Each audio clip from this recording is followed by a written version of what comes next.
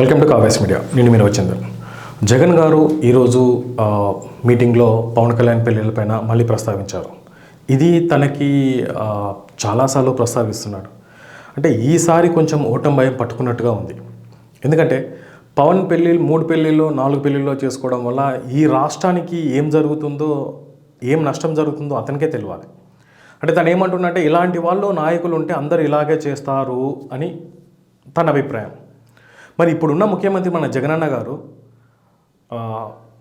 మనకు ముఖ్యమంత్రిగా ఉన్నారు. అలాగే తను చెల్లెను పక్క రాష్ట్రం పంపించారు.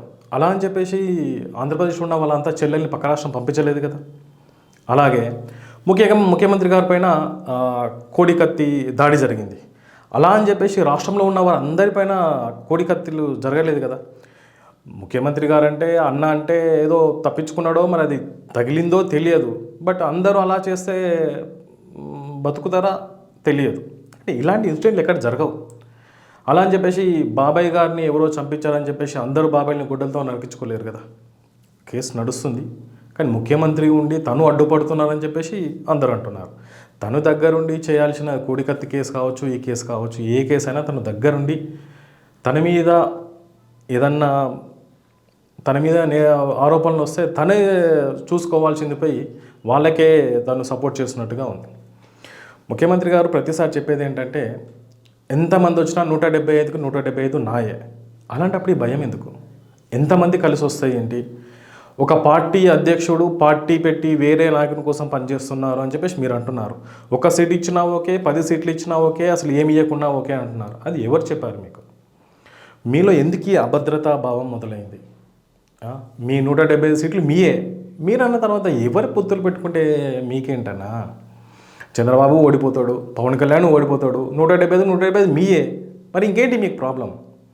ఎవరెక్కడన్నా పోని, ఏ పొత్తన్నా పెట్టుకొని, అంటే వాళ్ళు పొత్తు పెట్టుకొని గెలుస్తారని చెప్పేసి మీకు భయం అవుతుంది. మీ పరిపాలన కరెక్ట్ ఉంటే ఈ పరదాలు కట్టుకొని వెళ్ళేది ఉంటే, మొన్న ఇక్కడ పరదా కట్టుకొని వెళ్ళలేదనుకుంటా, ఒక కుంటి అతను మీ మీద రాయి వేశాడు. అంటే అలా ఉంది పబ్లిక్లో మీ మీద వ్యతిరేకత. మీకు భయం స్టార్ట్ అయింది. అది కూటమి ఎన్ని సీట్లు అనేది ఇంకా డిసైడ్ కాలేదు, బట్ అవుతాయి. అందరిలాగా అందరు 3 పెళ్ళిళ్ళు చేసుకున్నారు. దేశంలో ఉన్న రాష్ట్రంలో అంత పెళ్ళిళ్ళు ఎవరు అట్లా చేసుకోరు. 3 పెళ్ళిళ్ళు చేసుకున్న వాళ్ళు ఉన్నారు, 10 పెళ్ళిళ్ళు చేసుకున్న వాళ్ళు ఉన్నారు, 1 పెళ్ళి చేసుకుని ఉన్న వాళ్ళు చాలామంది ఉన్నారు. నాయకుడు అనేవారు పర్సనల్ విషయాలు ఎవరూ చూడరు. జగన్ గారు ఉన్నారు, అన్న మీరున్నారు, మీరు ఫ్యాక్షనిస్ట్ అని పేరుంది, అట్లా అని చెప్పేసి అందరూ ఫ్యాక్షనిస్ట్ కాలేదు కదా. ఎవరి జీవితం వాళ్ళది. మంచి చేయాలి, చెడు చేయాలనేదే నాయకుల లక్షణం. పవన్ కళ్యాణ్ గారు వస్తే మంచి జరుగుతుందని కోరుకుంటున్నారు. దానికి ఓట్లేస్తారు. వేస్తే ఓటేస్తారు, లేకపోతే వేయరు.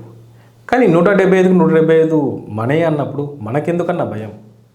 అవన్నీ పక్కన పెట్టేసండి. వాళ్ళు ఎక్కడన్నా పోయండి, మన 175 మనయే.